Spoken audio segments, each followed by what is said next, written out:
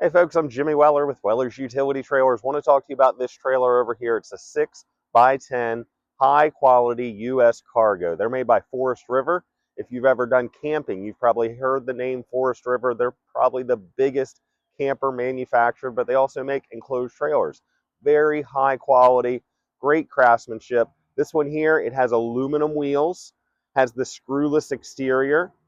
It has extra height, sidewall vents, the side door, and what I like about the side door, it's just a little detail, it's held open by an aluminum door holdback.